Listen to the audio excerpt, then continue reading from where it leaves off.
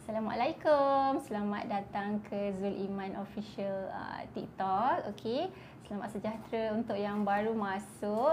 Jangan ketinggalan tau, stay dekat live ni sebab hari ni kita ada Puan Wan Nur Shakira, okey, penulis buku Berbual-bual dengan Anak tentang seksualiti. Seperti mana anda baca tajuk kita pada hari ini. Okey, hari ini tajuk kita adalah Ibu Ayah Jangan Malu. Ini cara bercakap tentang seksualiti dengan anak. Okey, selepas 2 minggu kita berehat dari live sebab sempena raya lah. So hari ini kita kembali dengan live kita yang ketiga dengan tajuk yang kita lari sedikit daripada tadika. Tapi masih berkisar tentang anak-anak. Okey, hari ini saya macam biasa anda bersama dengan saya Miza dan juga ditemani dengan Puan Wan Nur Shakira. Kita akan berbual-bual tentang tajuk yang saya beritahu tadi. Okey, so hari ini saya ada 3 permintaan daripada anda. Okey, yang pertama, stay dekat live ni sehingga akhir insya-Allah. Okey, saya nak tanya anda dengar tak suara saya? Cuba komen dulu. Dengar tak suara saya? Saya risau anda tak dengar pula suara saya kan? Okey. Dengar tak? Boleh drop komen tak? Cuba bagi tahu feedback. Dengar tak suara saya? Ada 18 mata yang memerhati ni. Ada? Cuba komen sikit. Dengar Cik Yona. Okey, dengar Kak Cik. Dengar, alhamdulillah dengar. Okey, terima kasih. Okey, permintaan saya tadi. Stay dekat live ni sampai habis. InsyaAllah mungkin kita akan bersiaran selama sejam ataupun lebih sedikit. Okey. Kedua, kalau anda ada sebarang pertanyaan, persoalan, anda boleh drop di bahagian komen lah. Okey, tanya. Nanti lepas kita discuss, saya akan bacakan soalan anda. Okey, dan yang ketiga, sudi-sudikanlah untuk berkongsi live kita pada kawan-kawan, family anda, grup-grup taman ke, grup surau ke kan, grup yang memasak ke. Okey, untuk kita tambah ilmu, okey, tentang pendidikan seksualiti terutamanya kepada anak-anak. Tambah lagi satu lah, yang keempat, boleh tak tap-tap screen. Okey, tap-tap screen untuk like kita punya komen. Okey, so tanpa membuang masa, okey, saya akan tanyakan soalan lah dekat Puan Wan Shakira. Dah okey dah? Okey. Okey dah bertenang dah. Alhamdulillah. Sebab tadi Puan Wan Shakira terlewat sedikit saja. Okey, kita lewat 2 minit macam tu lah. Okey. Alright, so untuk permulaan kita nak tahulah bila kita cakap pasal pendidikan seksualiti anak-anak. So apa sebenarnya pendidikan seksualiti anak-anak yang ibu ayah perlu tahu? Apa tu? Okey. Bismillahirrahmanirrahim. Assalamualaikum warahmatullahi wabarakatuh. Alhamdulillahirabbil alamin wassalatu wassalamu ala asyrafil anbiya'i wal mursalin wa ala alihi wa sahbihi ajma'in. Rabbi shrah li sadri wa yassir li amri wa hlul 'uqdatam min lisani yafqahu qawli. Amma ba'd. Pertama sekali sebelum saya jawab soalan, terima kasih kepada pihak Tadika Zul Iman kerana menjemput saya pada hari ini untuk berkongsi tentang topik pendidikan seksualiti. Bagi saya satu pencapaian lah.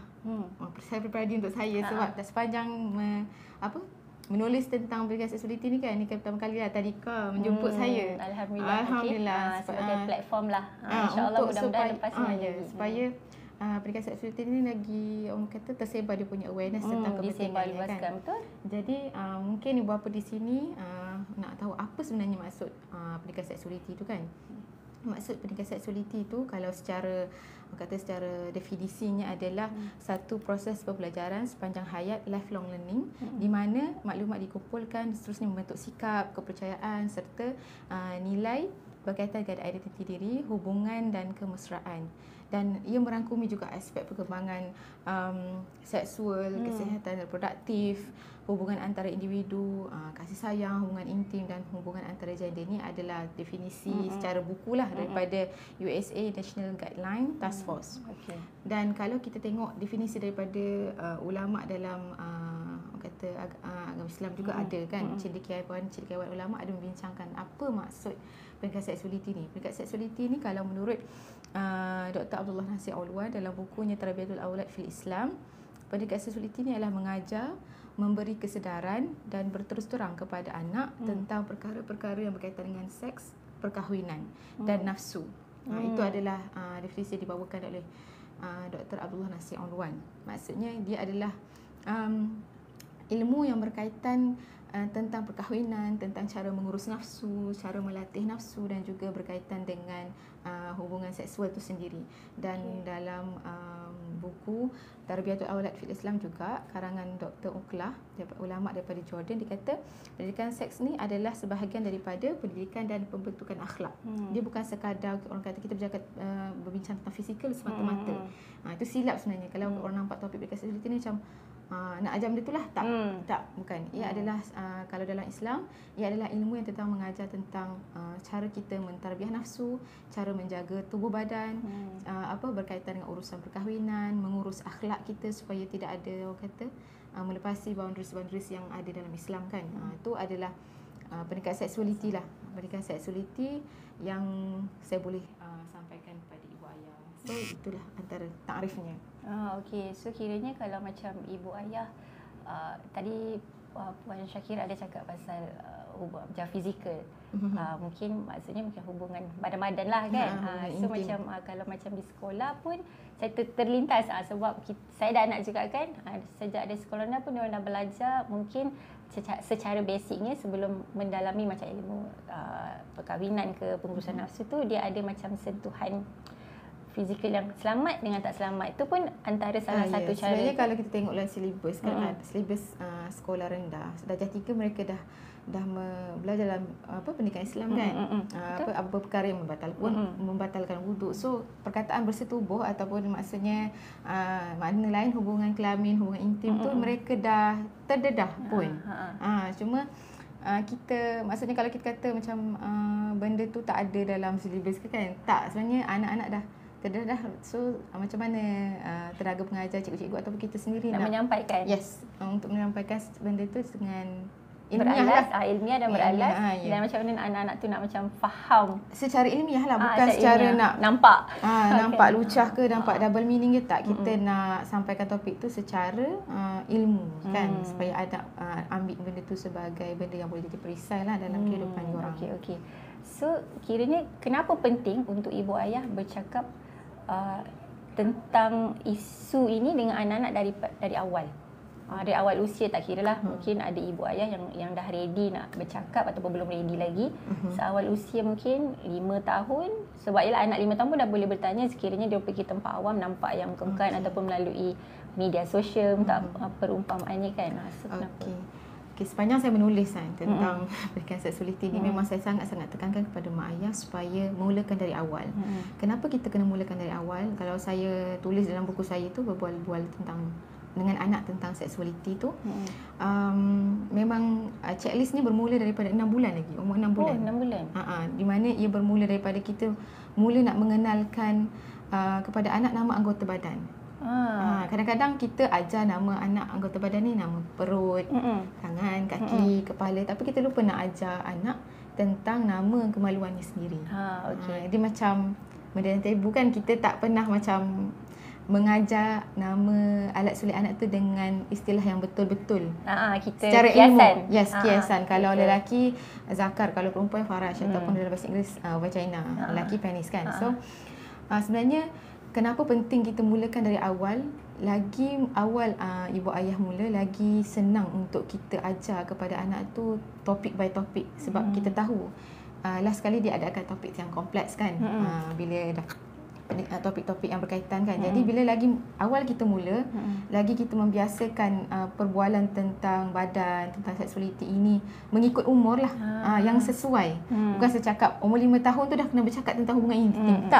Tak, dia ada banyak topik pendidikan seksualiti yang sangat luas dan sangat bersesuaian lah. Ada topik yang bersesuaian dengan setiap umur. Contoh kalau saya bagi 6 tahun pertama, kita kena ajar dia cara nak menjaga kemaluan dia, apa nama kemaluan dia sebenar, ataupun pantang larang, tak boleh tunjuk aurat kat orang, tak boleh sentuh yang orang punya. Itu adalah atau siapa yang boleh tengok. Siapa yang boleh tengok, atau maksudnya apa anggota badan yang sulit yang tak boleh bagi orang pegang, tak boleh bagi sesiapa pegang.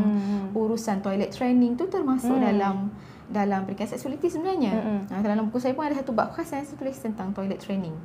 Memang berkaitan macam mana kita nak ajar anak mengurus urusan privacy kan. Sebab kadang-kadang kalau umur 5-6 tahun masih lagi tak toilet training, orang lain senang lah kan. Macam kalau maksudnya urusan privasi anak tu dimasuki oleh orang lain, orang luar. Contoh kalau kat taska ataupun tempat pengasuh, dia terpaksa bergantung dengan orang, which is membuka risiko untuk dia ambil kesempatan lah kan. Kalau orang dia percayai yang baik, alhamdulillah. Tapi kalau kita melambatkan urusan itu, maka anak tu terpaksa bergantung dengan orang dan mudah sangat untuk dieksploitasi. Macam tu. Memang ada pun kes macam di rumah taska dalam bilik air ke kan. Sebab mungkin pemikiran ibu ayah macam saya dah buat dekat rumah tapi tak boleh.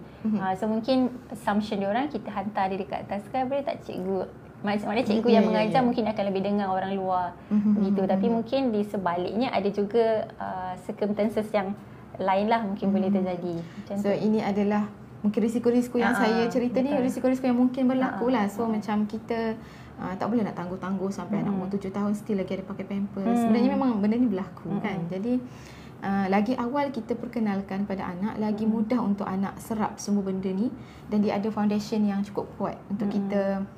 Bila dah ada asas kan, kita akan, bila kita nak cerita tentang aurat, bila dah masuk umur 7 tahun, kalau dalam agama kita nak ajar dia solat kan. Kita nak ajar dia solat, ada tentang berkaitan wudu, apa yang membatalkan wudu, semua-semua tu. Jadi dia bila ada foundation yang kuat, senang untuk mak ayah ajar, dan anak pun senang nak faham bila dah ada foundation tu. Jadi sebab topik-topik ni dia seiring masa, seiring bertambah umur anak, dia akan jadi makin kompleks dan kompleks lah kan. Bergantung kepada pemikiran anak tu kan. Betul. Dan dalam segi perspektif Islam sendiri, kita sebagai mak ayah bertanggungjawab kepada keselamatan anak. Betul. So macam kalau kita tak bagi tahu anak tentang badan dia, apa yang perlu dijaga, apa yang boleh ditunjuk pada orang berkaitan dengan kemaluan dia, anak kalau tak cakap tak tahu. So kalau kita ajar tahu, apatah lagi umur tadika kan, 6 tahun ke bawah. Dia orang sangat fragile, sangat mudah diambil kesempatan kan. So kita tak nak lah, kita sebagai ibu bapa yang sepatutnya ada, maksudnya mengambil tanggungjawab untuk menjadi guru pertama lah pada mereka tentang benda-benda macam ni kan. Takkan nak harapkan orang luar ataupun nak harapkan internet ataupun nak harapkan telefon kan. So kita lagi awal kita mulakan, lagi senang untuk anak faham, dan lagi insya-Allah biiznillah lagi selamatlah anak kita dengan ilmu yang kita bagi kepada dia.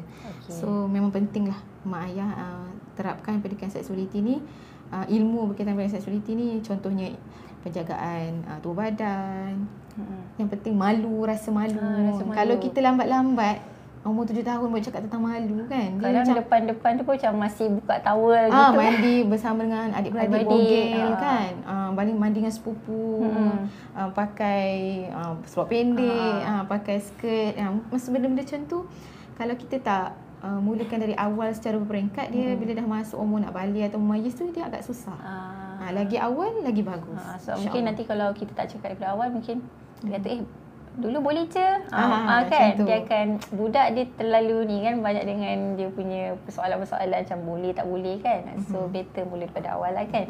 Okey, so kejap kita tengok macam ada banyak je komen ni. Tengok kejap ada komen ke, sekejap tahu. Kalau ada persoalan untuk Puan Wana Syakira, suara. Oh, ni semua alumni.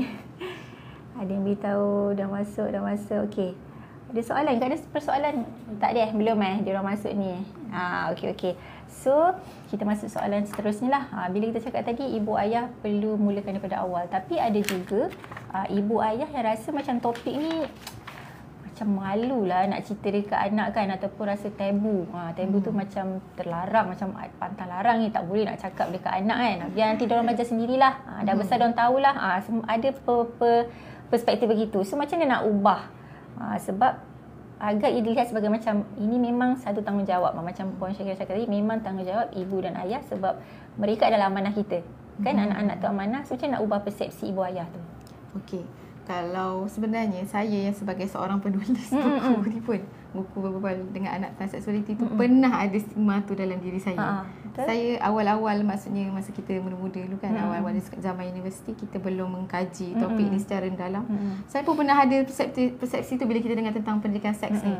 Macam tak ada kot dalam Islam ataupun tak perlulah cakap, tak perlu nak ajar kan, sebab kita dulu mana ada. Betul. Kita tak pernah pun tahu So macam mana sebesar kita tu tahu step by step itu sendiri? Maksudnya tak adalah ditekankan kan ataupun bercerita, duduk bercerita. Mak ayah tak macam tu. So tapi seiring zaman kan kita tahu apa kepentingannya. Kalau kita ilmu tu selagi tak bertentangan dengan Islam, lagi telah baik untuk kita amalkan.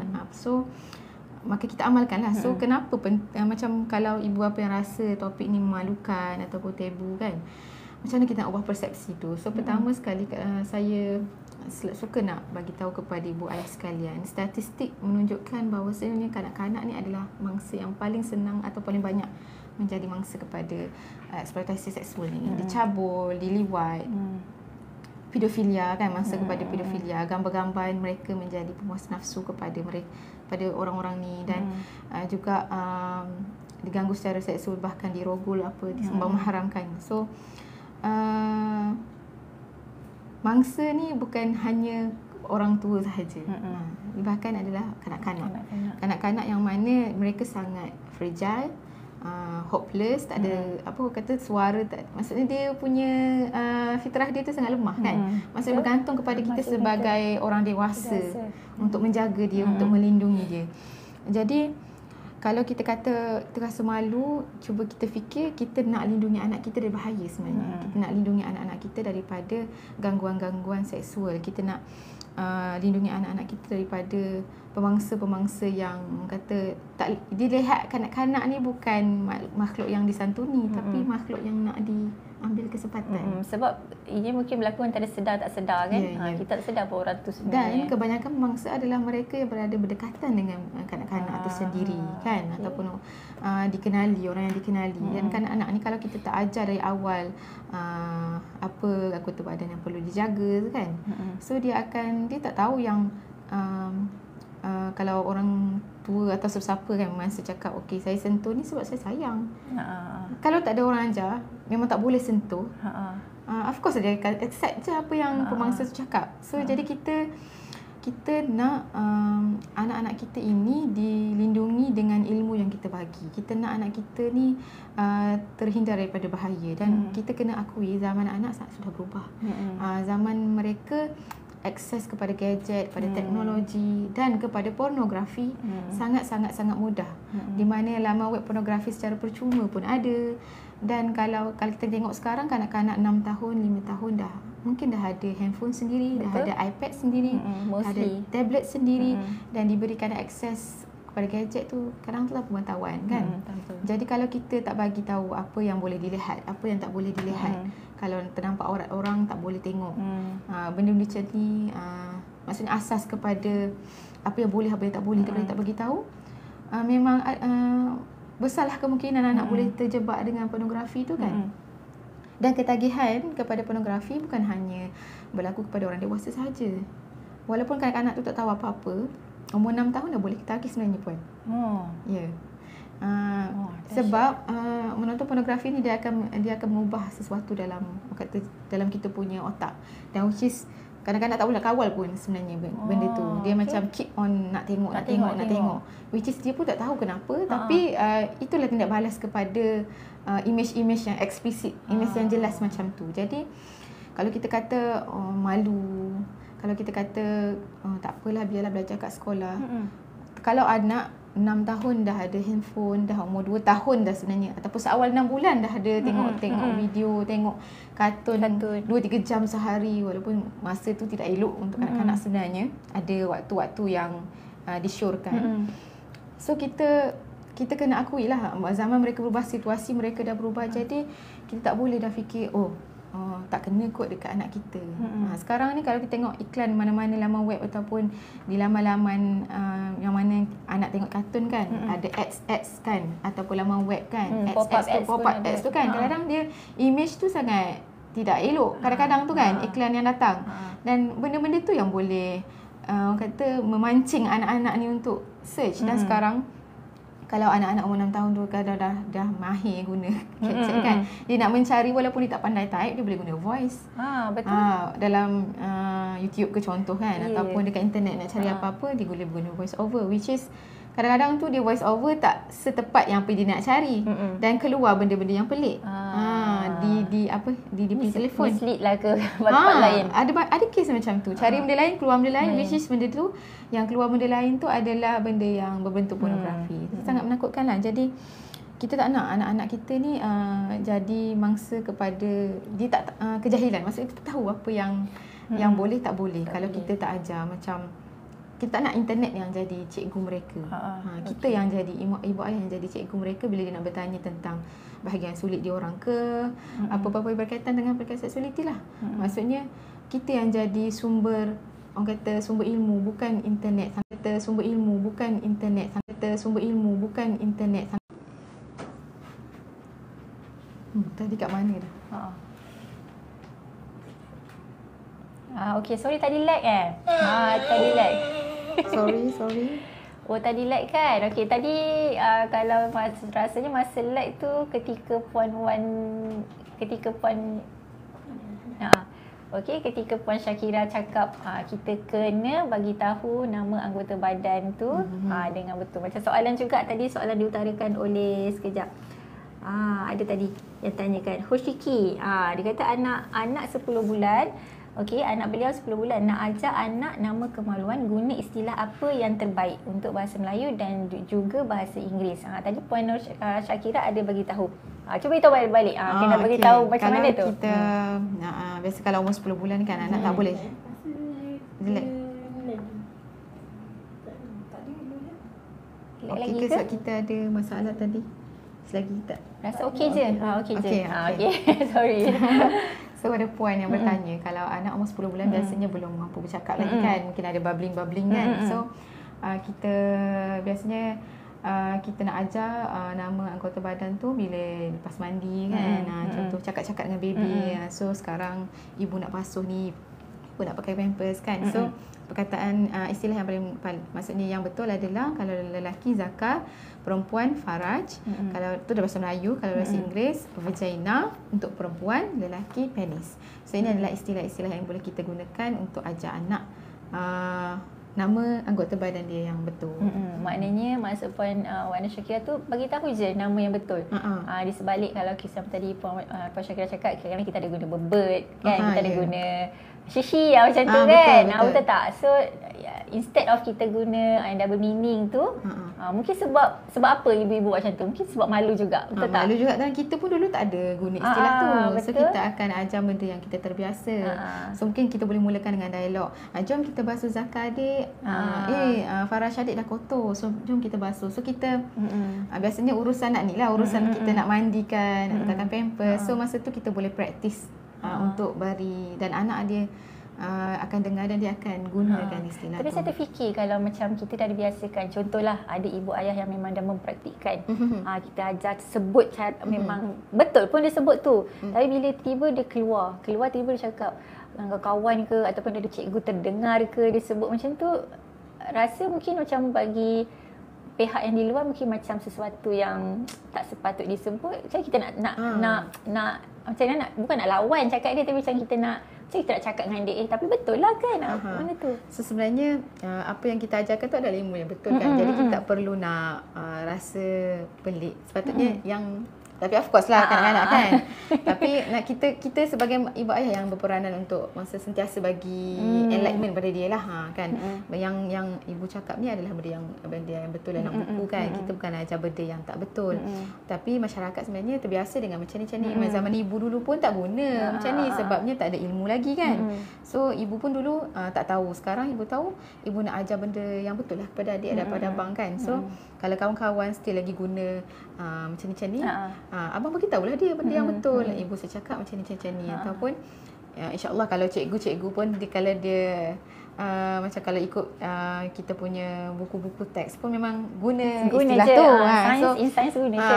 So sebenarnya kalau bagi pihak cikgu tu it's okay lah kan. Dia mesti memahami insya-Allah. Tapi kalau untuk kawan-kawan ni so macam kita yang kena bagi yang kata semangat lah kepada anak kan. untuk bagi tahu ini adalah benda yang betul, benda yang betul. Kalau kan kadang-kadang orang gunakan istilah yang lain, contoh terung. Terung adalah sayur. Sayur. So kenapa kita nak letakkan sayur kan? Jadi macam sebab tu benda-benda macam ni yang membawa kepada double meaning joke. Betul? Yes. Bila kita dengar benda, contoh maaf ya, saya selalu ulang jadi, tapi kita kena bagi tahulah kan. Contoh terung kita bayang benda lain. Banana, bebet kita bayang benda lain. Apam kita bayang benda lain. So benda tu yang kita tak nak benda macam tu ada dalam generasi yang akan datang. Faham. It start with us lah kan. Bermula daripada kita lah untuk menukar cycle tu kan. Jadi so kita kena cakap dekat anak. So benda-benda macam ni orang dulu gunakan untuk kias. So, benda tu tak elok lah. Benda tu nama makanan. Lepas tu kita letak pula dengan nama kemaluan yang keluar najis. Sangat-sangat tak elok lah kan. Which is tak sopan. Benda makanan kita kiaskan kepada benda yang keluar di mana keluarnya najis. So benda-benda macam ni, penjelasan macam ni akan membuatkan anak-anak faham. Dan anak-anak pun mungkin kita minta lah Allah bagi dia kekuatan nak cerita juga kepada kawan-kawan kan. Mungkin nanti melalui situ pun kawan-kawan akan terikut kan. Mana tahu, insya-Allah. Okey, so macam tadi kalau macam untuk anak kecil dengan dah sekolah rendah dengan remaja, ada tak beza yang macam kita nak cakap cara terbaik pasal benda tu? Cara terbaik untuk kita bercakap dengan anak ni, of course macam kita kata, bila kita dah terbiasa bercakap daripada kecil dengan anak perkara-perkara begini, dia akan mudahkan lagi sebenarnya kan. Cara terbaik adalah bila kita, kalau anak tanya tu, kita itu dah the best educational moment yang kita perlu grab. Contoh macam anak saya pernah tanya, lelaki ada zakat ya Umi?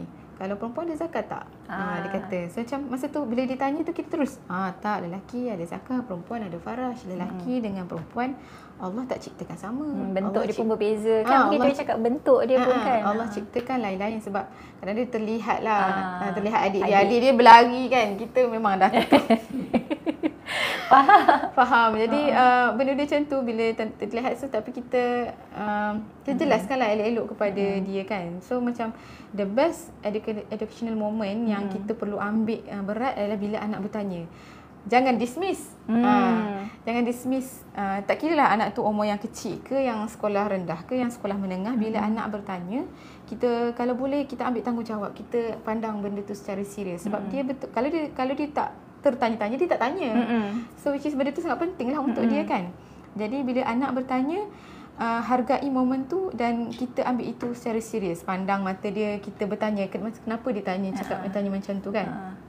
Dari mana pertanyaan tu datang, dengar dari mana, contoh kita nak tahu apa di sebalik pertanyaan dia tu kan. Pendedahan yang dia dapat menyebabkan dia tanya soalan-soalan, contohnya rokul tu apa, kondom tu apa, apa lagi, macam mana daripada orang ni bila nikah ada anak, sebelum tak ada.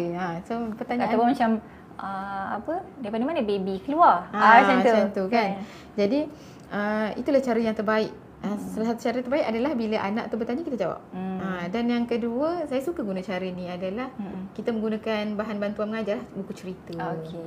Buku cerita sekarang alhamdulillah semakin banyak di pasaran tentang pendidikan seksualiti ni. Cuba kita kena cari, dan saya selalu share juga dekat Facebook saya apa buku-buku yang saya gunakan. Dan so kita boleh gunakan buku-buku ini sebagai alat lah kepada kita nak fahamkan anak. Sebab dia lebih faham bila tengok gambar kan, tengok visual, benda macam tu. Dan bila anak ada pendedahan macam ni daripada kita, dia akan banyak lagi soalan-soalan yang akan keluar kan. So bila daripada soalan-soalan yang akan keluar tu, masa tu lah kita boleh jawab lagi kan. Dan kita kena alert jugalah dengan situasi kita setiap hari bersama dengan anak. Kadang-kadang ada situasi, contohnya yang anak tak tanya tapi kita proaktif untuk bagi tahu benda tu pada mereka. Contohnya kita duduk kat majlis akikah contohnya kan. Baby ni hari tu kan maksud dengan paksa dah kahwin. Jadi kalau lepas kahwin Allah akan bagi rezeki zuriat kan. Baby tu duduk dalam perut maksud dah 9 bulan. Lepas tu bila dah cukup dah cukup bulan, 9 bulan dia akan keluar. So benda-benda macam ni, situasi-situasi macam ni kita boleh ambil tahu. Ambil kesempatan untuk bercerita. Contohnya macam tengok video kan. Tengok video kita boleh pesan pada anak. Kadang-kadang video keluar ada orang tak pakai seluar elok, dia pakai seluar tak peha kan. Benda-benda macam tu abang tak boleh tengok, kakak tak boleh tengok. Kita proaktif. dalam situasi anak berada dalam tu, kita terus ingatkan atau bercerita. Dan kita boleh juga alert dengan silibus sekolah anak.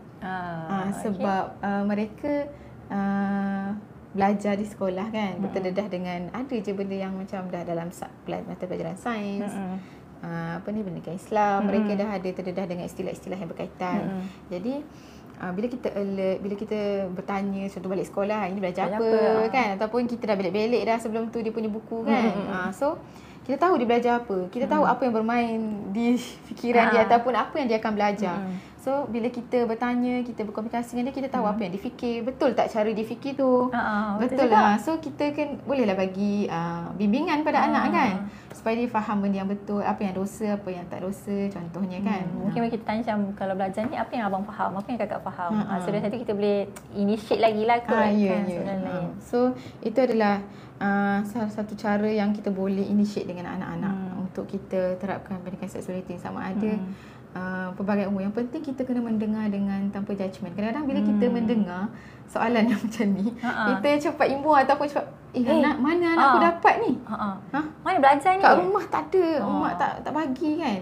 Tapi kita kena akui satu hakikat lah. Anak-anak kan bila dah keluar daripada jagaan kita di luar, di sekolah, kita tak tahu apa yang mereka terdedah. Macam-macam soft pornography tu dah makin, contoh soft pornography tu dah makin biasa kan. Macam benda-benda yang berunsurkan seksual kadang-kadang dah dijadikan sebagai iklan contoh. Double meaning joke dah ada dalam cerita, dah ada dalam sketsa, komedi. Of course, kartun pun ada. Kartun pun ada. Kadang-kadang kartun yang biasa anak tengok tu pun, kalau kita tak tengok betul-betul, ada few episode yang dia dah ada macam tu. Kalau kita hati-hatilah. So macam konten kanak-kanak yang umur 6 tahun ke bawah pun, cerita-cerita kartun dia pun dah bertemakan percintaan, ada elegan pelukan, bahkan ciuman pun kalau kartun daripada luar negara kan. Apatah lagi ada watak-watak LGBT dalam dia punya kartun. So mereka dah memang terdedah dengan, sebab macam nak tak nak persekitaran pun memberi kesan kepada anak kan. Jadi bila kita menerima soalan macam ni, kita jangan cepat melatah. Kita kena kawal emosi kita yang pertama kan. Jangan cepat, abang kenapa tanya soalan macam ni? Tak boleh macam tu sangat. No, big no. Sebab kalau kita dah react macam tu, nanti ke depan nanti dia rasa takut dah nak tanya kita. Nanti kan tanya macam ni kan, tanya internet lah.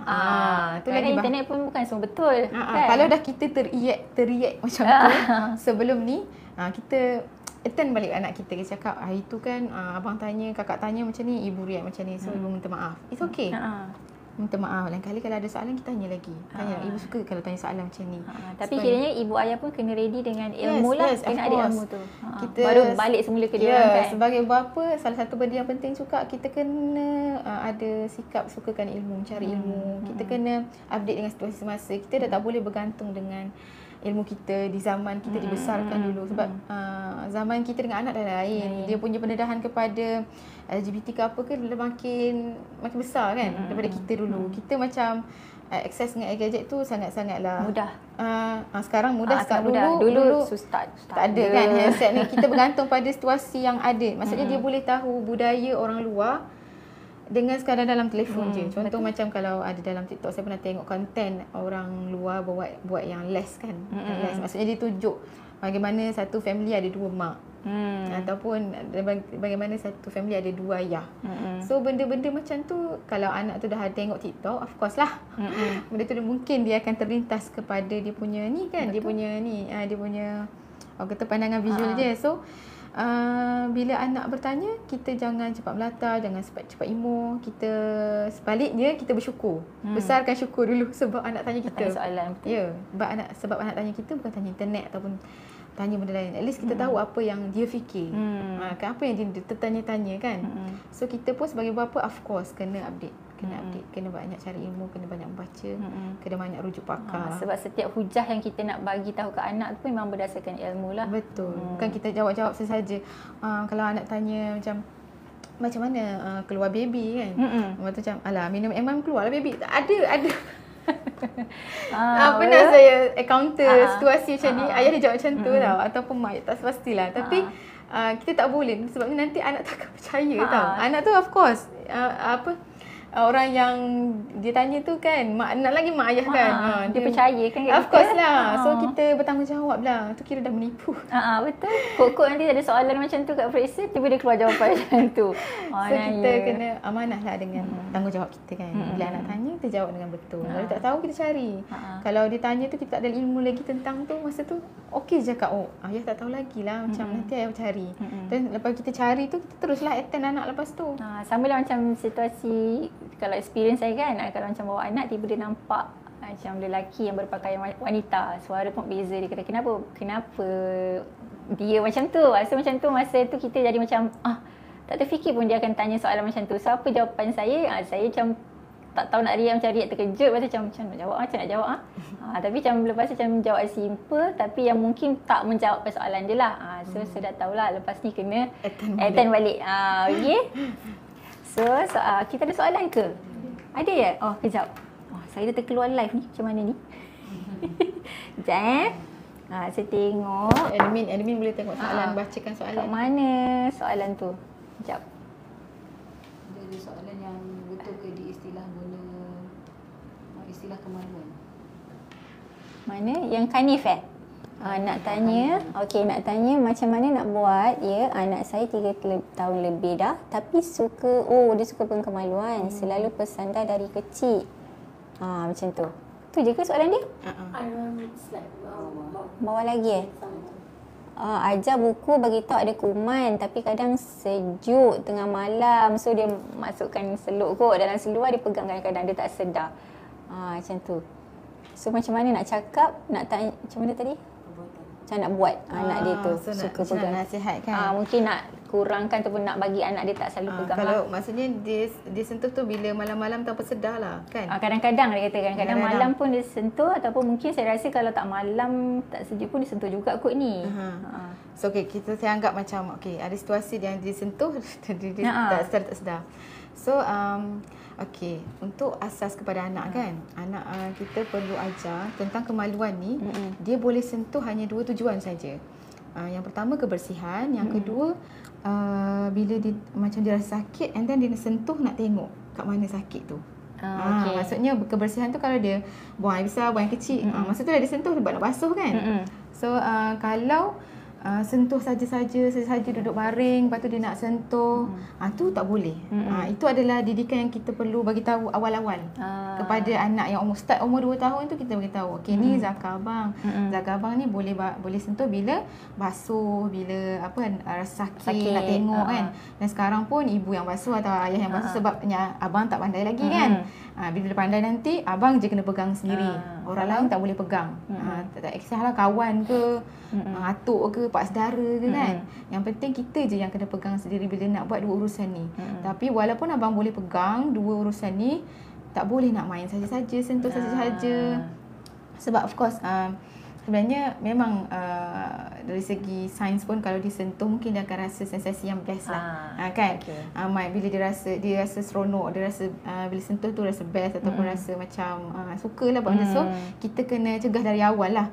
Sebab kadang-kadang tak tahu kan. So kita kena selalu ingatkan, selalu bagi tahu dia jangan sentuh abang, kotor. Sebab kalau umur 3 tahun ni kita nak cakap yang besar-besar sangat susah kan. So just bagi tahu tempat tu kan keluar najis. Nanti tangan nak guna untuk makan, untuk main-mainan, nanti kotorlah main abang kan. Nak sentuh Umi tak sukalah macam ni kan. Tak elok, kotor, ada kuman. Lepas tu kadang anak tak tahu kuman tu macam mana sebenarnya. Apa kata kalau tunjukkan video? Betul. Gambar kuman betul. Sebenarnya. Anak saya buat macam tu. Tunjukkan kuman tu macam mana kan, supaya dia tahu kuman, sebab memang kuman kita nampak. Bila kita tengok dengan mikroskop pun nampak kan. Betul. Jadi kalau untuk anak-anak macam ni, kita nak tambah lagi dia punya pemahaman tu, kenapa kita tak bagi sangat, tak bagi sangat pegang. Kita tunjukkan video berkenaan dengan kuman tu macam mana. So dia akan dapat macam ni rupanya. Memanglah kita pun tak pernah nampak kan. So macam kadang benda-benda macam ni dia sangat membantu kanak-kanak untuk lagi faham kenapa sebenarnya kita tak bagi dia pegang. So lepas tu kalau gurau-gurau kan, saja nak pegang sebab nak gurau-gurau di gurauan kawan, pegang punggung contoh. Lepas tu pegang zakar. Lepas tu banding pula zakar besar ke kecil. Tu Memang ada dalam kanak-kanak bergurau. Jadi kita kena bagi tahu asas lah. Tak boleh pegang kalau nak pegang saja-saja, kotor. Nanti kalau kita selalu pegang dia jadi sakit, jadi merah kan. Nak buang air pula jadi tak selesa kan. Nanti abang juga sakit, kena pergi klinik. Benda-benda macam tu lah. Kita nak umur 3 tahun kan. So kalau dia kita nampak dia dah tak pegang dah selama-lama ni, kita bagilah reward sikit. Kan budak umur 3 tahun kan. Seronok lah dapat kan. Ibu tengok dah tak pegang dah ni kan. Bagus abang ikut nasihat ibu. Jadi nak belanja lah contoh supaya dia ada inspirasi supaya tak buat benda tu sebab memang supaya dia dapat signal yang benda tu tak boleh dibuat sampai mak bagi reward. Kan mak bagi reward supaya dia bahaya kalau dibiarkan. Dibiarkan bermain-main dengan kemaluan sebab dia boleh membawa kepada benda lain pula. Kalau kata-kata dia tak sedar sebab sejuk malam-malam, kita kena bagi cari penyelesaian lah untuk yang sejuk tu. Pakaikan baju tebal sikit ke kan, ataupun ada selimut ke, kita boleh ikhtiar daripada bab tu juga. So pada masa disedar ni, itu antara tips-tips yang saya boleh share lah kepada ibu-ibu untuk bagi tahu kepada anak. Sebab benda ni selalu juga orang tanya saya. Anak saya suka gesek-gesek kat sofa lah. Sebab anak ni dia akan buat benda yang rasa seronok. Itu adalah fitrah kanak-kanak. Bermain. Sebab betul mesti suka main sebab dia seronok. Tapi dan bila dia buat macam tu, mungkin dia rasa sensation lah dekat badan dia kan. Which is benda tu ada efek lah pada biologi kita, fisiologi kita. Jadi kita kena bagi tahu jangan. Dan kalau orang kata cara dia sentuh kemaluan dia tu sangat spesifik. Contohnya gosok-gosok, guna something untuk dia punya kemaluan. Kita kena tanya lebih lagi sikit. Takut ada orang buat kat dia. Ada orang buat kat dia, ataupun dia tertengok orang lain buat kat sesiapa, ataupun tertengok something dalam video, kartun ke apa, pornografi. Kita takut benda macam tu. So tapi biasanya kanak-kanak ni dia macam bila terseronok dia akan buat lagi. So tapi kemungkinan lain ni juga kita boleh tanyalah kan. Contohnya kalau anak tu memang dalam jagaan taska ke, jagaan pengasuh ke, kita detail lah sikit-sikit. Kenapa abang suka main dengan tu? Ada orang pernah buat ke? Ada orang pernah main ke kan? Ataupun dekat mana-mana. So supaya kita dapat early detection lah. Yes. Sebab kita, memang ada pun orang ajar, kes-kes orang ajar, ataupun dia minta budak tu buat kat dia, ataupun dia buat dekat budak tu. Jadi benda-benda macam ni kita kena alert awal-awal. Kalau mungkin sekadar dia tersentuh tak sengaja dan dia rasa seronok tu, alhamdulillah lah kita boleh pencegahan. Kita takut yang ada orang ajar ataupun dia tertengok. Okey, faham. Ada soalan lain ke yang sejauh mana tu Soalan kemaluan tadi. Dia tanya istilah. Oh, kalau dia bagi istilah kalau dari anak kecil, boleh ke kalau guna kemaluan je, tak guna zakar dan saya faraj? Guna kemaluan dari anak kecil. Dia ada 3 orang anak lelaki. Boleh ke? So sarana saya baik gunakan terus istilah zakar dan faraj. Zakar untuk lelaki lah kan, faraj untuk perempuan, supaya anak tu maklum lah. Memang tak ada yang salah pun sebenarnya dengan istilah tu. Kemaluan tu betul, itu adalah bahagian kemaluan, tapi nama kemaluan dia adalah tu berbeza. Macam anak lelaki memang anak lelaki, tapi setiap anak lelaki tu nama punya berbeza. Macam tu. Jadi kita boleh cubalah lepas ni tukarkan, ajar nama yang betul lah kepada anak. Sebut zakar tu lah. Lepas tu soalan lain, sejauh mana keberkesanan guna term yang betul tadi tu, maksudnya zakar ke faraj tu, walhal masyarakat sekeliling tak guna pun perkataan tu. Okey, faham.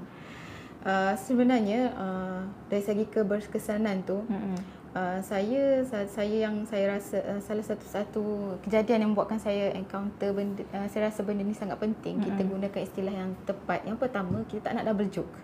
Budaya double meaning joke. Bergurau yang double meaning. Contohnya kan, sekarang ni orang-orang dewasa pun budaya double meaning joke tu sangat, orang kata dalam perbualan antara kawan-kawan, perbualan harian tu dah dia macam nampak terung, nampak benda lain. So macam saya cakap tadi awal-awal sesi live, nampak apa benda lain. Dia macam macam menggunakan benda tu sebagai gurauan tau. Sebab kita rasa benda tu okey. Dia dah macam normalisasikan benda tu. Ya. Dalam perbualan-perbualan orang dewasa. Kita tak naklah benda-benda macam tu, which is itu adalah melucah sebenarnya. Double meaning joke itu adalah melucah. Dan melucah ni adalah benda budaya yang tak bolehlah kita ada dalam sehari-hari kita bercakapkan. Benda tu tak disukai dalam agama kita, tak digalakkan kita digalakkan untuk berkata benda yang baik sahaja kan, benda yang benar sahaja, benda yang ilmu sahaja. Jadi bagi saya itu adalah yang pertama, di mana bila kita menggunakan bahasa-bahasa kiasan ni dibawa kepada budaya ini yang dari dulu sampai sekarang. Dan saya pun melalui benda-benda tu kita encounter juga sepanjang kita membesar kan, which is saya tak selesa sebagai perempuan kan. Dan budaya-budaya ni kita perlu kata banteras lah daripada terjadi lagi. Dan kita tak nak double meaning joke ni jadi budaya. Sebab benda tu benda tak elok. Yang pertama. Kita keberkesanan tu adalah kita nak tak ada dah budaya joke yang macam ni, melucah, double meaning macam ni. Jadi yang kedua adalah kenapa kita nak ajar istilah yang betul kepada kemaluan anak adalah, saya ingat satu kes di mana kanak-kanak ni saya tak pasti dia dicabul ataupun disentuh dia punya kemaluan, and then kemaluan dia tu orang dewasa sekali dia ajar dia namanya cookies perempuan. Cookies. Cookies ada apa ada kan, tapi dia ajar tentang istilah cookies. So bila ada orang sentuh dia di bahagian kemaluan dia, so dia bagi tahu orang dewasa, ada orang sentuh cookies saya. Jadi orang tak sentuh biskut dia lah. Yes, orang tak rasa benda tu benda yang serius. Cuba bayangkan kalau ada anak kita cakap, ada orang sentuh Zakar saya, dia sentuh-sentuh, dia main-main. Kita akan rasa lebih alert kan? Betul. Betul tak? Sebab kita tahu the exact nama untuk tu. So kalau kita mak ayah yang mendengar aduan anak, contoh cookies, kita tahulah sebab kita ajar. Kalau orang dewasa sekeliling dia yang tak tahu menahu, kita ajar apa kan? Lagi bayangkan apa kesannya kan? Dia dah mengadu tapi tak dapat feedback. Contohnya kepada cikgu-cikgu ke, mak saudara-saudara ke, ataupun orang dewasa sekeliling dia. So benda tu benda yang sangat bahaya lah untuk anak kan, which is dia akan lead kepada kes-kes lain sebab tak dapat detect. Orang tak dapat detect sesuatu yang sangat bahaya sedang berlaku pada dia. Sebab dia aduan tu sebab menggunakan nama kiasan macam tu. So yang ketiga, kalau na'udzubillah min zalik, kalau anak-anak kita tu dicabul ataupun diliwatkan apa-apa kan, lepas tu masuk ke mahkamah kan, nak jadi saksi. Kalau kita ajarkan kepada anak istilah yang betul dari awal, dia sangat bukti yang sangat firm, tak? Bila anak bagi keterangan, contoh dia sentuh Zakar saya macam ni, dia letak tangan di dalam farah saya macam ni. Kalau dia kata letak dalam cookies saya, letak dalam apa macam benda tu maksudnya lagi macam, kalau kita guna istilah yang betul lagi solid lah kan. Kita kuat. Boleh lindungi anak kita dengan kita bagi ilmu awal-awal. Kita nak jaga, kita tak katalah mungkin anak kita akan macam ni, tak nak, na'udzubillah min zalik. Tapi andai kata ianya berlaku, Allah bagi ujian kepada kita dan anak kita. So kalau kita melalui proses itu, anak kita dibekalkan dengan ilmu yang betul. Saya dah kata dia jangan sentuh saya sebab ibu saya ajar macam ni. Ibu saya ajar Zakar tak boleh tunjuk ke orang contoh, tapi dia datang gosok macam tu. So kalau kita bekalkan pada anak macam tu, bayangkan kan macam dalam situasi tu sangat-sangatlah crucial. Yes. Sangat-sangat ilmu tu sangat membantu anak, membantu kes, membantu orang sekeliling untuk faham peguam hakim ke apa kan. Dan mendapat anak-anak kita akan dapat keadilan yang sewajarnya. So ini antara benda yang kenapa saya sangat tekankan kepada ibu ayah untuk gunakan istilah yang betul sejak daripada kecil lagi. Kalau kita dah terguna istilah yang lain, kita bagi tahu je anak, dulu ibu silap, ayah silap tak tahu. So sekarang nak ajar benda yang betul. So mungkin orang katalah kita dari dulu guna istilah yang biasa, tak ada masalah pun. Ada masalah. Masalahnya double meaning joke. Kalau benda tu kalau umumnya tahu, memang mungkin kebanyakan kita dah pernah dengar pun benda-benda macam ni. Bukan saya seorang ataupun Puan Hamizah seorang. Kebanyakan dalam masyarakat kita ni terbiasa dengan budaya double meaning joke. Jadi saya kalau boleh saya tak nak dah dalam dalam situasi anak kita membesar ni, anak kita tu tak ada bawa budaya macam tu. InsyaAllah. Okay, ada satu lagi soalan Cik Am. Dia berdepan mungkin sama situasi dengan saya tadi. Kalau anak tanya kenapa lelaki tu pakai baju perempuan, jawapannya sesuai apa? Okey, ini adalah orang kata isu LGBTQ lah kan, transgender. Maksudnya lelaki diciptakan sebagai lelaki dan akhirnya dia berwatakan sebagai wanita. Jadi untuk awalnya kan, sebelum saya jawab soalan tu, kita dalam keluarga kita, kalau boleh kita sentiasa bagi tahu anak yang jantina mereka ni special. Allah ciptakan abang sebagai lelaki mesti special. Allah ciptakan kakak sebagai perempuan adalah special. Maksudnya biar dia suka dengan jantina dia, bukan dia rasa dia tak adil lah lagi jadi lelaki, tak adil lah jadi perempuan. Kita nak anak kita ni cintakan fitrah dia.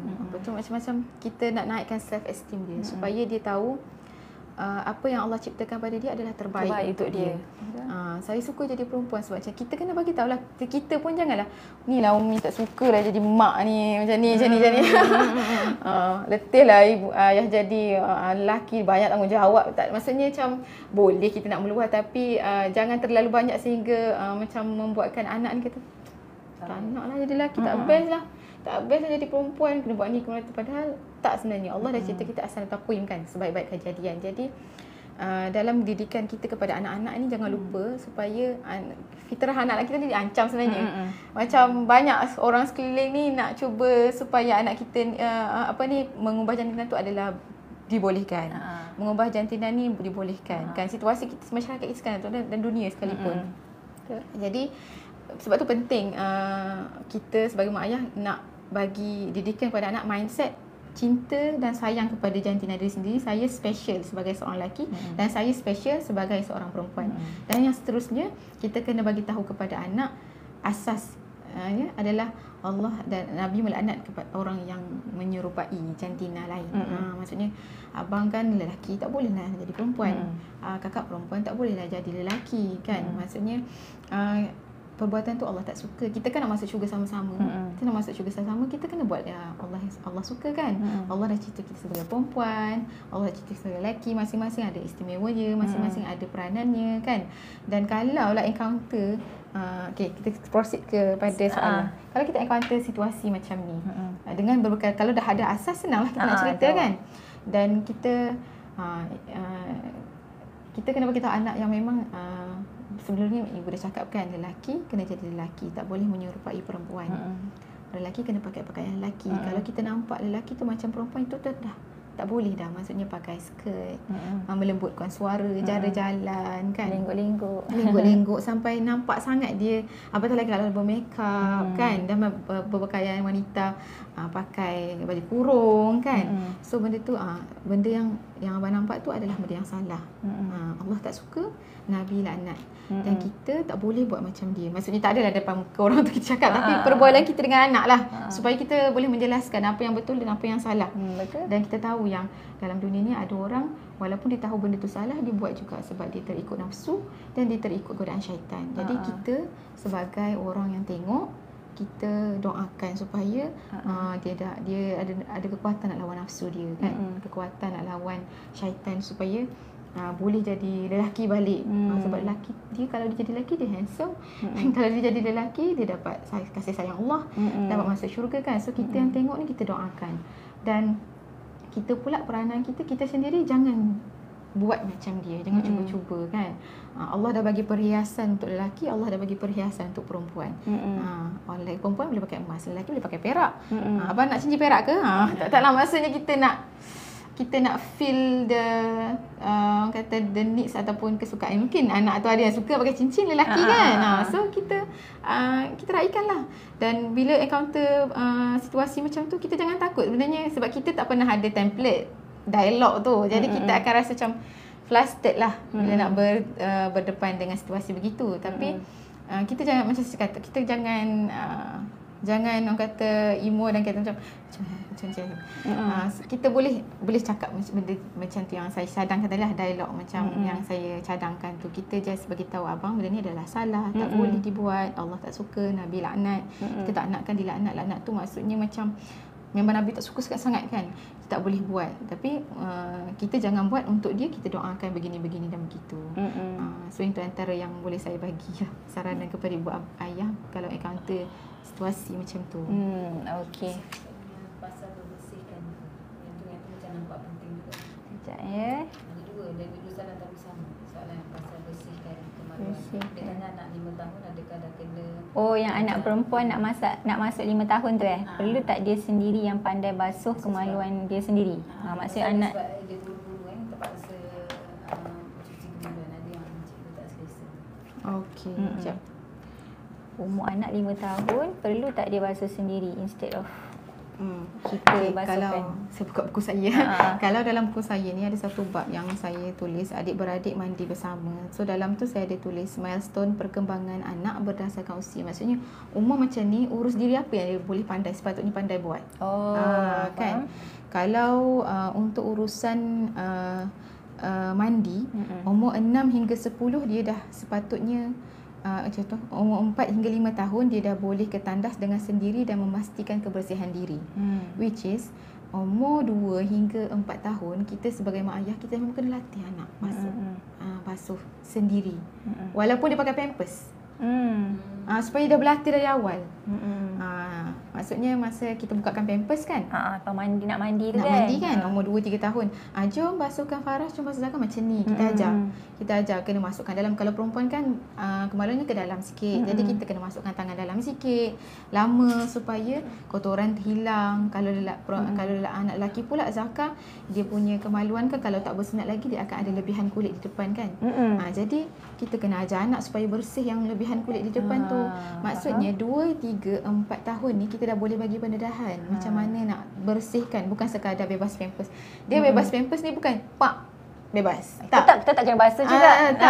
Dia urusan memang dia bebas pampers, dapat lakukan urusan tandas sendiri tu daripada dia start buang seluar sampailah dia pakai seluar balik. Maksudnya which is banyak tu dia punya step-step tu.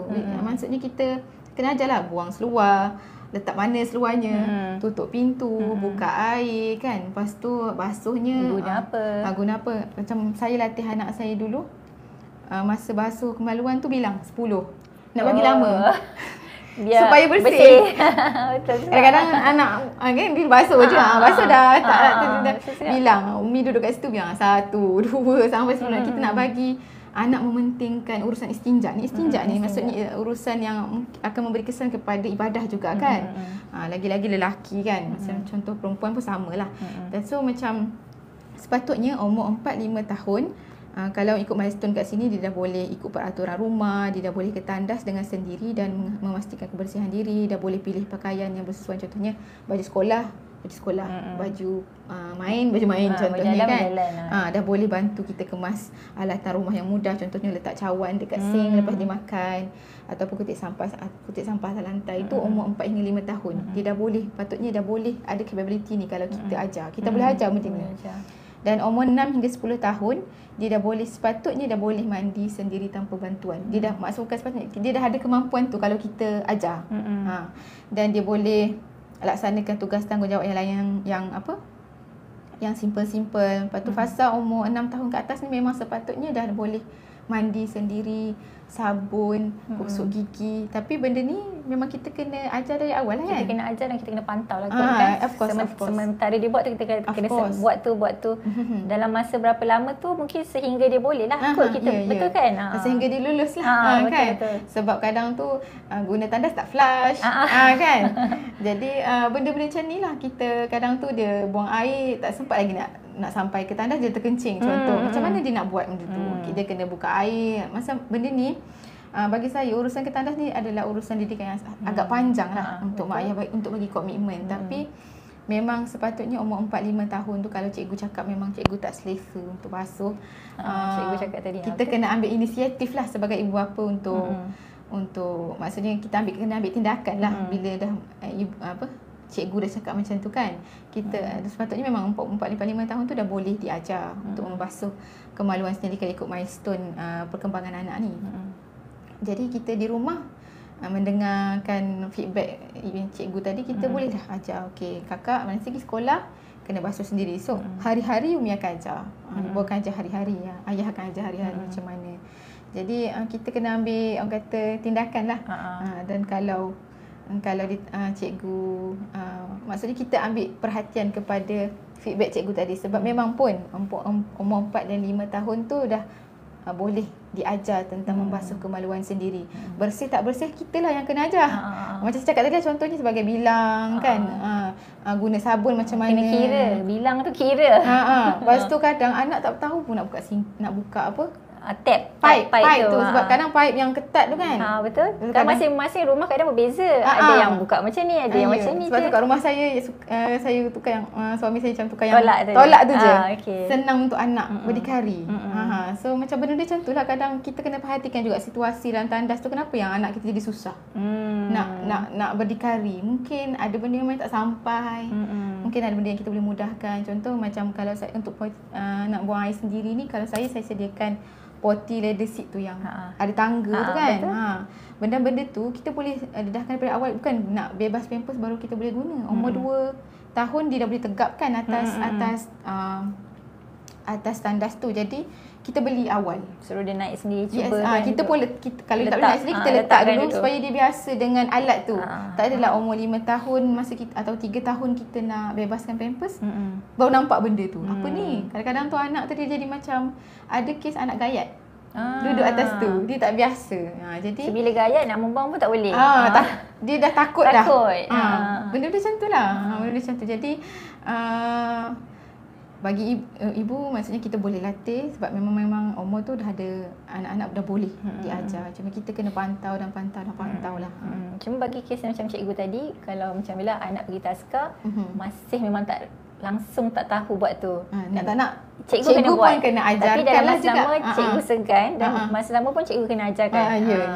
Segan tu memang segan kan, tapi sebab cikgu kan terpaksa kan? juga dan juga. Cikgu pun maksudnya kena ada sinergi lah antara dua pihak. Saya maksudnya mungkin ibu boleh bagi tahu saya dah start latih dah, sebabnya cikgu cakap tak selesa kan, saya dah start latih. Tapi mungkin untuk pihak cikgu boleh juga tolong ajar-ajarkan sebab dia masih tak pandai, supaya situasi tu tak jadi tegang kan.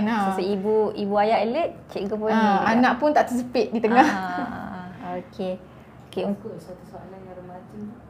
Ada remaja. Oh ni kalau soalan last saya ambil user 38456 ni. Kalau budak remaja yang dah mula tengok video-video tidak sopan tu, apa cara nak bendung dari masalah ni jadi lebih serius?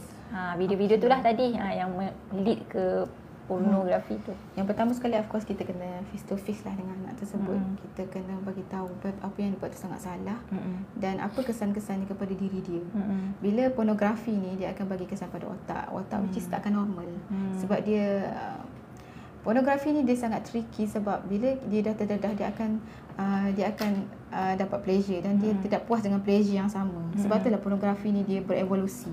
Contoh dia tengok, mula-mula dia tengok yang antara dua jantina, lepas tu dia akan tengok lain jantina dan banyak lagi orang kata yang perbuatan-perbuatan seks yang luar tabi'i yang dia akan tengok. Sebab tu sangat bahaya ketagihan pornografi ni. Dia macam sama bahaya je dengan ketagihan dadah. Ketagihan dadah sama bahaya sahaja. Jadi kalau ada anak remaja memang dah terdedah, pertama sekali ibu besarkan syukur kerana kita tahu. Memang which is susah kan? Susah, kadang anak belum lindung sampai sudah kita tahu. Akan pasti patah hati. Betul. Kita akan rasa remuk hati, kecewa, rasa macam apakah dosaku macam contohnya kan.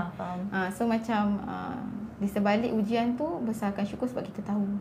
Kemudian tak ada yang maksudnya orang lain tahu dulu ke, ataupun anak tu terus orang kata larut dalam apa yang dia buat. Yang pertama besarkan syukur. Solat dulu kalau boleh. Kita solat dulu, solat taubat, solat hajat, minta dengan Allah. Apa nak kalau kita nak bercakap dengan anak pun, bagilah Allah bagi kita hikmah, bagi kita lancar bercakap. Nak nasihatkan anak ni, lembutkanlah hati anak. Sebab kita tak boleh pegang hati anak kan. Betul. Walaupun macam mana kita nasihat pun, Allah yang pegang hati anak. Jadi step yang pertama, besarkan syukur, solat, doa, taubat. Moga-moga apa yang kita menggunakan amalan kita ni untuk supaya anak kita terdetik hati dan terlembut hati untuk meninggalkan. Sebab pornografi ni memang susah untuk ditinggalkan kalau dia dah lama. Maksudnya dia sangat perlu support system yang sangat kuat. Jadi Itu yang pertama. Yang kedua, kita kena face to face dengan anak, bagi tahu apa yang dia buat ni sangat-sangat salah, apa kesan buruk kepada otak dia, apa kesan buruk kepada aktiviti seharian dia. Orang yang ketagihan pornografi nak fokus kepada urusan harian pun tak boleh, sebab dia akan terfikir benda tu. Nak belajar tak boleh, nak solat tak boleh kan. Jadi dia akan mengganggu fokus. Lepas tu bila tak boleh belajar, kita punya prestasi pelajaran pun maksudnya macam kehidupan itu jadi terpaksa bergantung kepada satu benda je untuk jadi rasa happy. Maksud abang ataupun kakak rasa seronok ke hidup macam ni kan? Kita nak bagi tahu apa kesan buruk kepada dia ni. Sebabnya hidup kita insya-Allah lagi panjang ni nak ke depan kan. Remaja kan. Jadi kenapa kita nak biarkan benda ni merosakkan badan dia atau otak dia kan? Apa kesannya pada kemaluan dia? Contohnya kalau pornografi tu dah terbawa kepada onani. Kan? Jadi benda tu akan mengganggu abang bila dah kahwin nanti. Benda tu nak digunakan ketika berkahwin, nak dapatkan kebahagiaan kahwin kan, contoh. Tapi abang dah guna sekarang, which is Allah tak suka, Nabi tak suka kan. Kita memang kena bertegas dan bagi tahu kesan-kesan buruk kepada anak tersebut. Dan yang ketiganya, kawal gadget, tarik privilege gadget diorang. Tarik privilege gadget diorang dan letakkan kita punya install lah Google Family Link ke untuk kita detect kan. Dan yang keempat, kita berikan aktiviti yang boleh distract dia daripada terfikir-fikir. Maksudnya jangan biar dia seorang. Bagilah aktiviti yang lasak apa macam pergi bersukan. Kita bersama keluarga kita kan? nak usaha sebabnya kesannya sangat besar. Kita kena berusaha lebih sikit lah untuk bagi dia tinggalkan perkara-perkara tu. Kita contoh daftarkan dia bola sepak ke, bola keranjang ke, berenang ke, supaya dia salurkan, biar dia dapat kepuasan secara fitrah. Sebab dia dapat kepuasan melihat pornografi tu kan. Jadi kita nak feel the needs of his body tu lah, supaya dapat kepuasan yang sama tapi melalui benda yang dihalalkan lah kan. Pornografi tu tak boleh. Jadi kita kena laburkan lah sedikit untuk dia punya tu, jangan tinggalkan dia bersorangan. Dan lepas tu bila dah dia mampu buat macam ni, mungkin kita boleh buat jadual sama-sama dengan dia. Hari ni contoh hari ni dah tak tengok ke, contoh right, kalau dia tertengok sekali mungkin kita akan rasa marah. Kita akan rasa marah. Tapi ingatlah, marahlah tapi janganlah sampai kita give up dengan dia. Kalau kita give up dengan dia, dia pun akan give up dengan diri sendiri. Ingatlah ni adalah lapangan ujian kita mungkin pada masa ni Allah nak bagi kan. Jadi kita kena kita bersama dalam jenis dia nak tinggalkan benda yang buruk tu. Buat jadual, lepas tu bagi reward kat dia. Contohnya seminggu dah tak tengok macam ni. Contoh 2 minggu dah tengok macam ni. Tu untuk permulaan lah. Permulaan. Dia tertengok-tengok tu kan. Supaya dia ada keinginan nak tinggalkan benda-benda macam tu. Maksudnya macam sentiasa solat berjemaah bersama. Kita kena bersama dia selalulah. Mungkin dalam proses ni sebagai remaja kita akan mungkin ada banyak cabaran. Dia akan memberontak mungkin. Tapi ingatlah kita dah minta bantuan dari Allah kan. Kita buat dah benda yang betul. Kita dah rujuk pakar contohnya. Dan kita boleh juga bawa anak kita kepada psikologis lah mungkin. Terapi. Kaunselor untuk dapatkan terapi yang jangan malu. Satu hal juga, jangan malu. Sebab kalau kita malu sekarang, anak tu akan bahaya lagi di hadapan dia. Ada perjalanan yang lagi panjang dalam kehidupan dia. Dia nak sambung belajar, dia nak beranak, maksudnya dia nak berkahwin. Kehidupan dia lagi panjang. Kalau kita tak settlekan daripada awal ketagihan tersebut, dia akan bawa kepada kesan yang lagi besar dan mungkin lagi teruk daripada sekarang. Memang mungkin ini adalah ujian kepada ibu bapa. Mungkin ada ibu bapa kat sini menghadapi ujian yang sama. Ingatlah, ujian ni bukan untuk melemahkan kita, untuk menguatkan kita. Mungkin ini adalah salah satu cara untuk Allah bagi syurga kat kita kan. Untuk didik anak kita keluar daripada maksiat tu. Jadi moga-moga Allah mudahkanlah kepada ibu bapa yang menghadapi. Bukan senang. Sebab kalau kita tengok pun minggu lepas kan ada laporan berita yang semalam 5 tahun. Yang hari tu pun budak berapa tahun, 11 tahun. Lelaki dah boleh pregnantkan yang perempuan umur 15 macam tu. So kita tak nak benda tu terjadi lagi lah, mudah-mudahan kan.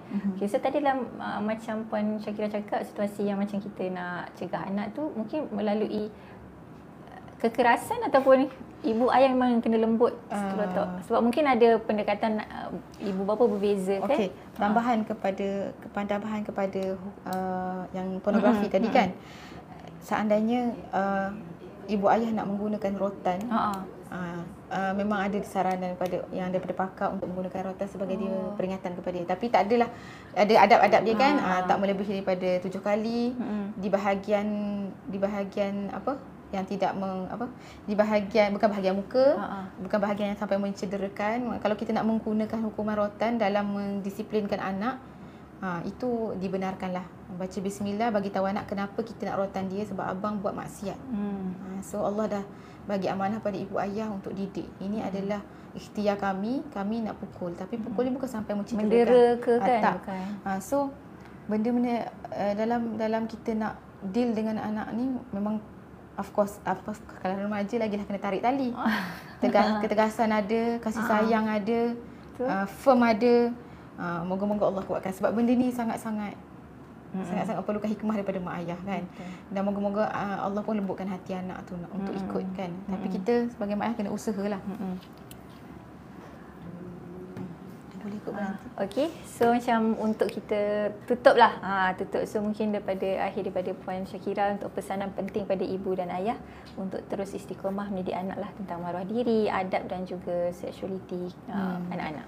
Okey, untuk ibu ayah, pertama sekali kita ingatlah kita nak anak-anak kita semua masuk syurga kan, nak bawa kebaikan. Jadi kita nak anak-anak kita ni adalah anak-anak yang terjaga maruahnya, yang besar sifat malunya, dan terjaga juga apa yang Allah suruh anak kita boleh buat, apa yang Allah tak suruh anak kita boleh tinggalkan. Jadi pendidikan seksualiti ni adalah salah satu didikan yang kita nak bagi kepada anak supaya anak boleh melakukan kebaikan kepada badan dia, menguruskan badan, menguruskan nafsu, menguruskan aurat, menguruskan akhlak mereka.